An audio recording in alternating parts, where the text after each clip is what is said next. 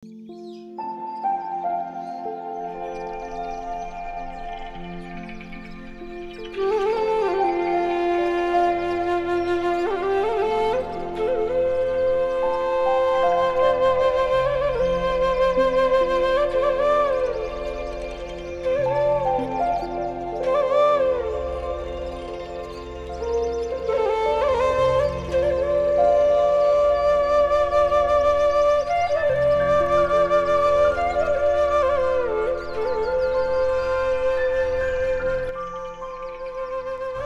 निष्पट अँध्यारो जीवनमा थाकेर हारेर दुःखको पहाडमा बजारिएर लडेको थिएँ। जाने ठाउँ कहीँ देखेकै थिएन।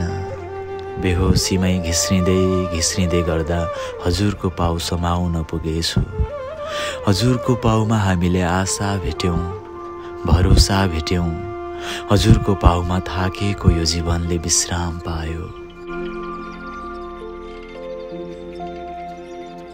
स्वामीजी, यदि हजुरले जन्म नलिनु भएको भए हामी त केवल आत्मा हराएको शरीर मात्र भएर फिरेका हुन्थ्यौँ होला। घामको स्पर्श नपाएको पहरा झैँ निरस कतै ढलिरहेका हुन्थ्यौँ होला। यदि हजुर नआउनु भएको भए सङ्कटको घडीमा आशाको स्वर कसले भरिदिन्थ्यो? कसले देखाइदिन्थ्यो हामीभित्र निधाएको बुद्धत्व? कसले च्यातिदिन्थ्यो हामीभित्रका अनेकन कुण्ठाहरूको जाली? कसले पखालिदिन्थ्यो अनेक विकारले भरिएका हामीलाई? यदा कतै कुना कन्दरामा खसेका हामी जस्ता शीतका थोपाहरूलाई ओशोको महासागर हुने बाटो कसले देखाइदिन्थ्यो? यो अन्धकारमा रुमलिएको जीवनमा ध्यान, प्रेम र उत्सवको महाज्योति कसले सल्काइदिन्थ्यो? यदि हजुर नजन्मिनु भएको भए हृदयले प्रेमको स्वाद थाहै पाउने थिएन। हाम्रो हातमा धर्मको दीप कसैले थम्याउने थिएन। अज्ञानी रातको छाती चिरेर सत्यको पथमा कसैले डोर्याउने थिएन। यदि हजुर ओशोको देशना उडेर हामी माझ नउदाएको भए हामी जस्ता साधारण मानिसलाई आध्यात्मिक हुने हक कसैले दिने थिएन। यदि हजुरले सद्गुरु ओशोको बाछिटा उडाएर यहाँसम्म नल्याउनु भएको भए तपोवन जस्तो ओशोको वैकुण्ठ कहिल्यै फुल्ने थिएन।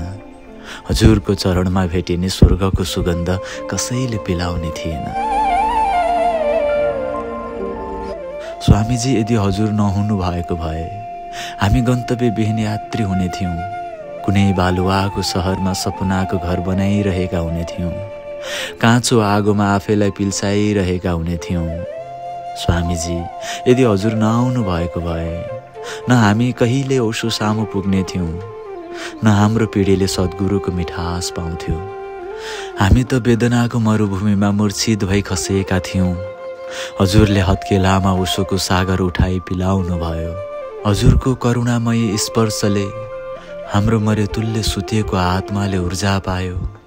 हाम्रो अन्धो आँखाले दृष्टि पायो।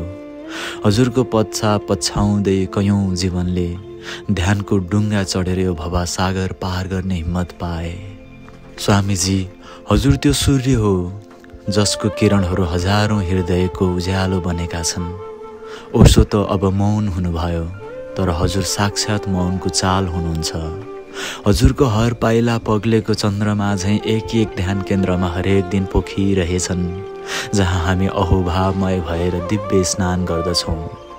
स्वामीजी, हामी त भड्किन सक्छौँ। हामीलाई हाम्रो भरोसा छैन। हामी माथि दया गर्नुहोस्। हामीलाई सदैव आफ्नो आभाले छोपिराख्नुहोस्। हामी हाम्रो आशाको डोरी हजुरको पाउमा बाँध्न चाहन्छौँ। स्वामीजी, हजुरको पनि शरीर नै हो।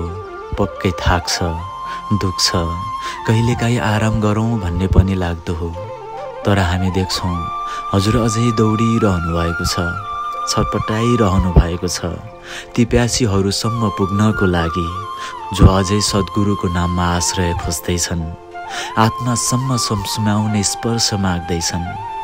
स्वामीजी, कहिलेकाहीँ त लाग्छ कसैले हजुरको हातमा हात राखिदियोस्, कोही लायक भनेर आइदियोस् र भनिदियोस्, अब थोरै विश्राम गर्नुहोस् स्वामीजी, हामी छौँ त हजुरको वचनमा हुर्केका, हजुरकै स्पन्दनमा समर्पित।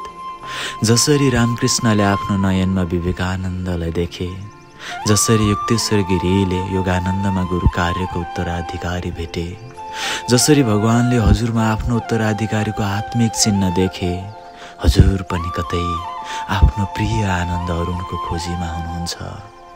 हुनसक्छ वो कुनै फूलमा मुस्कुराइरहेका होलान्, कुनै ध्यानको उडारमा श्वास गनिरहेका होलान्, कुनै शिशुका आँखा जस्तो निर्दोष आत्मा लिएर हजुरकै हृदय तलबाट बाटो खोजिरहेका होलान्।